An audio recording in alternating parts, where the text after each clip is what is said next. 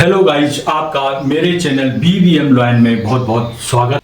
प्यारे बच्चों, आपका मेरे चैनल BVM लॉयन में बहुत बहुत स्वागत है। आज हम पढ़ेंगे शब्द विवेक। शब्द विवेक के अंतर्गत पर्यायवाची शब्द पढ़ेंगे, विलोम शब्द पढ़ेंगे, श्रुति शब्द, भिन्नार्थक शब्द पढ़ेंगे। इससे पहले दो चैप्टर मैंने कराए हैं। पहला है वर्ण विचार व वर्तनी विवेक, उसमें वर्ण वर्णमाला के बारे में हमने पढ़ा है। और दूसरा है शब्द भेद, उसमें शब्द के स्रोत कहाँ से आए, शब्द अरबी फारसी किस विदेशी भाषाओं से आए, देशज विदेशज, ये सब हमने पढ़े। आज है शब्द विवेक।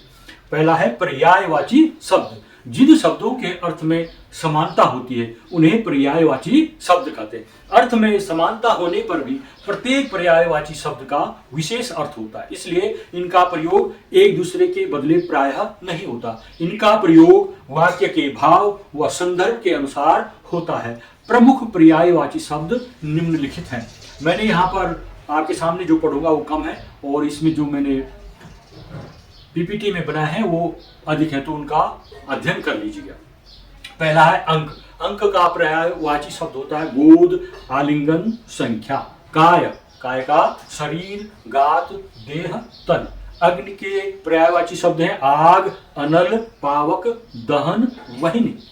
अचल के पर्यायवाची शब्द पर्वत, पहाड़, गिरी, भूधर। अमृत के सुधा, अमी, पीयूष, सोम। अश्व के घोड़ा, तुरंग, वाजी, सैंधव। अरण्य के पर्यायवाची शब्द वन, जंगल, विपिन, कानन।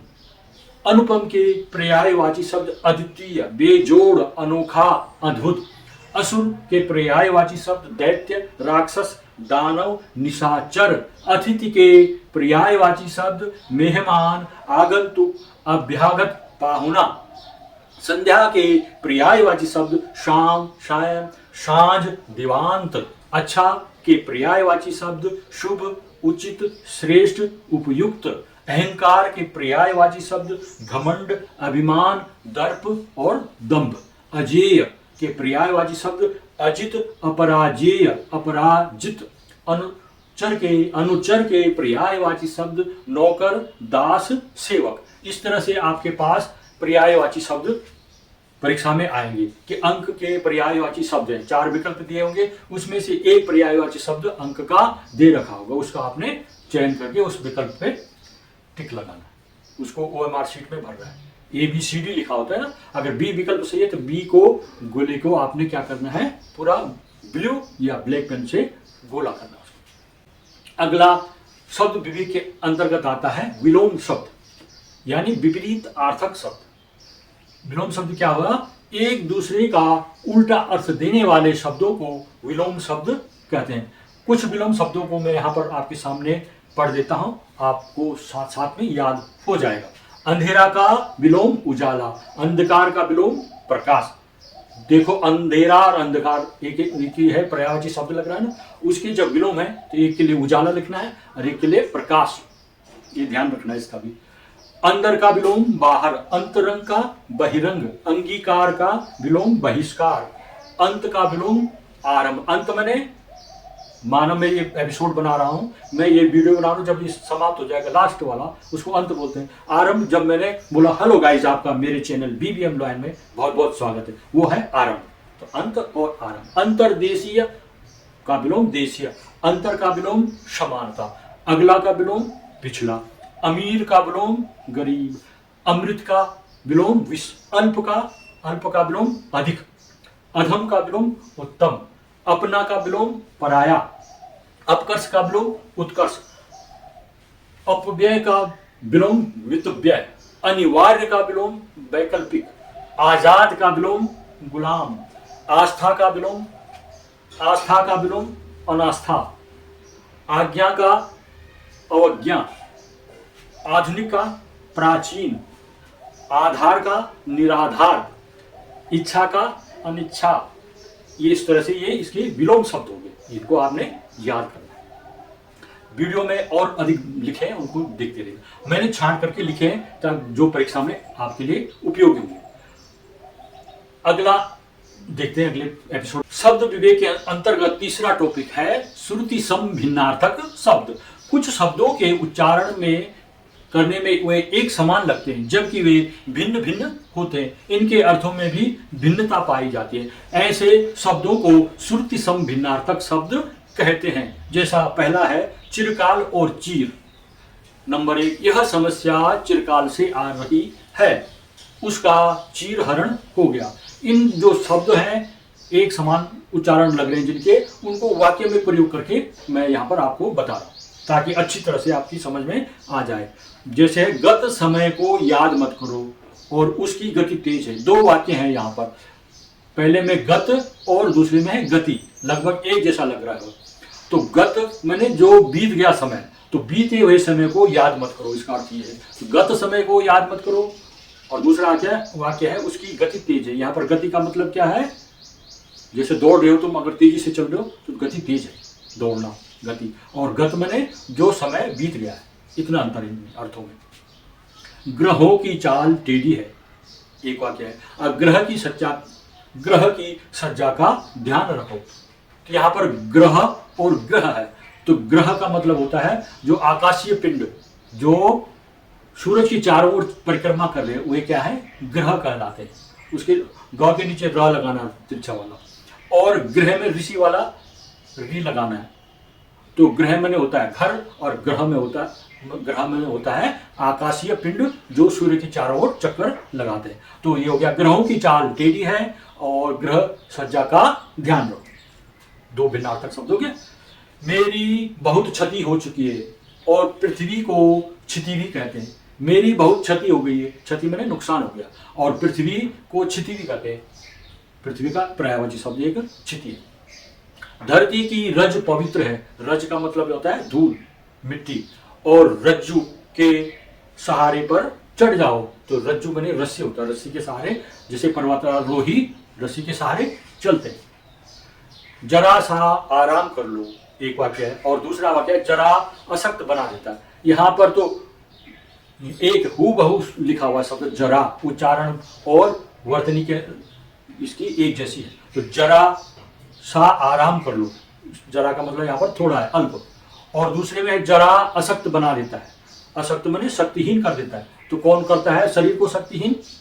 बुढ़ापा। जब बुढ़ापा आ जाता है तो शरीर में शक्ति नहीं रहती। तो इस जरा का मतलब हो गया बुढ़ापा, और उस जरा का मतलब हो गया अल्प। ऋषि तप कर रहे हैं। तप करना जानते हो आप?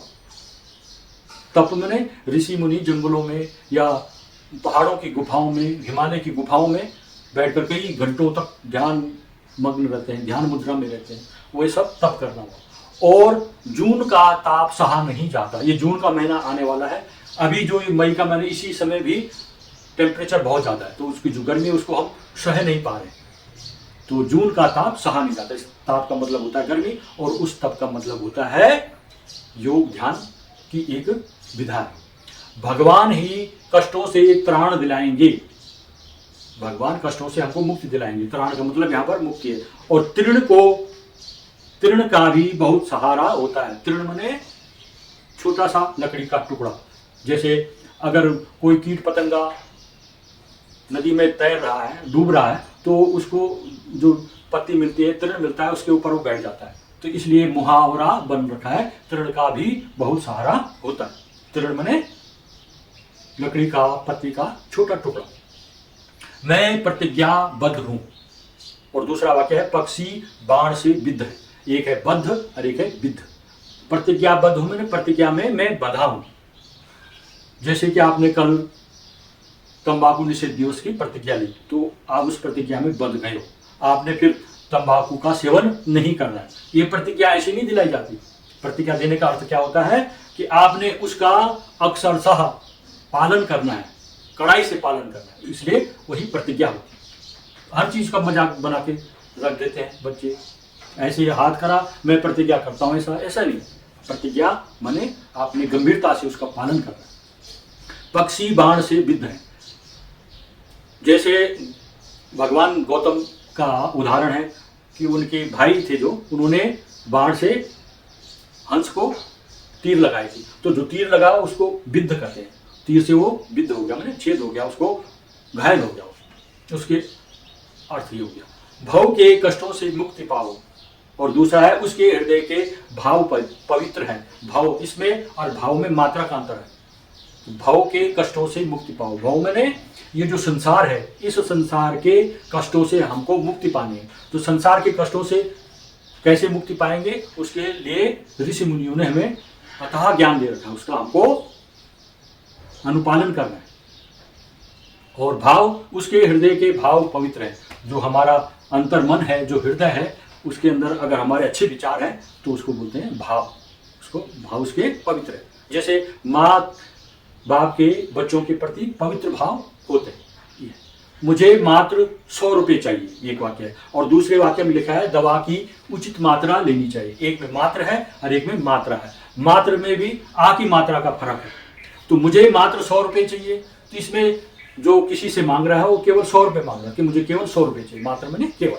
और इधर वाला मात्रा दवा की उचित मात्रा लेनी चाहिए। इस वाली मात्रा मैंने 1 चम्मच लेनी है सिर्फ, या आधा चम्मच लेनी है, या 5 ml लेनी है। तो ये मात्रा परिमाण कितना है उसका।